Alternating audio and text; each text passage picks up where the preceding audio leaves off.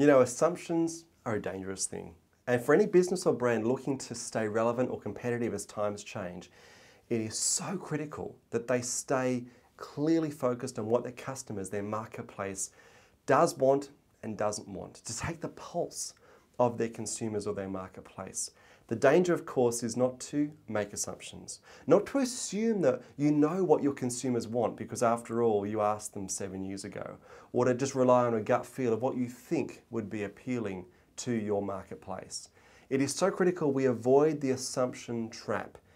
Now, a couple of good examples of businesses that fell into this trap and then other businesses that didn't. Sara Lee, case in point, the cake maker who, a number of decades ago decided to release a brand new range of packet mix cakes.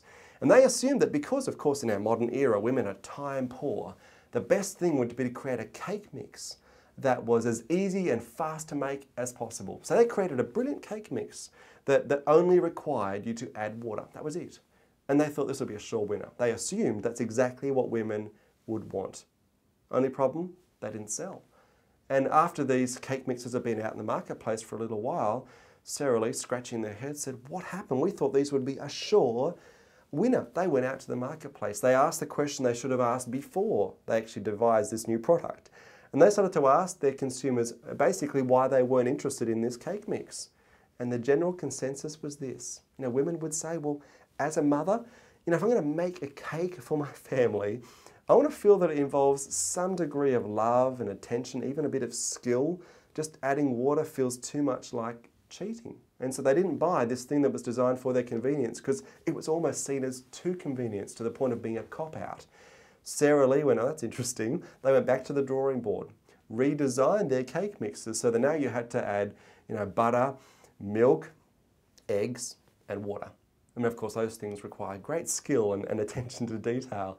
But as soon as they added those requirements for making a cake, these things flew off the shelves. Women around the world loved their new cake mixes, this revolution in baking, because it was easy, it was convenient, but it still allowed for some skill and involvement from the person making the cake. Subtle difference, but how significant that difference was by asking the question, not relying on assumptions.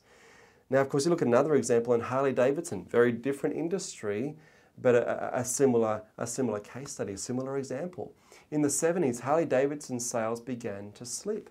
And rather than just staying in the ivory tower of corporate headquarters and trying to navel gaze and come up with a solution as to why the Harley Davidson was not as popular as it had once been, the marketing department of Harley Davidson went out into the field. They embedded themselves in riding groups. And the brief they were given was watch, listen, talk to the people who are riding our bikes. Try and get inside their heads, understand what makes them tick, what they do like and what they don't like. And what they discovered is they went out into the marketplace and someone would buy a Harley Davidson bike, a fairly standard sort of classic shape. They would then spend the same amount of money they'd spent on the purchase of the bike making modifications so that it looked like almost nothing that they'd walked out of the showroom with. It had, its different handlebars, extended exhaust pipes. It was lowered and altered and changed. And Harley Davidson's marketing people said, that's interesting. If that's what our customers want, if that's what they're craving, why don't we make it that way in the first place? And they went back to corporate headquarters, completely re-engineered the design of a Harley Davidson to take on board some of the things they'd learned from being out in the field. Within 2 or 3 years, their sales had jumped 60%.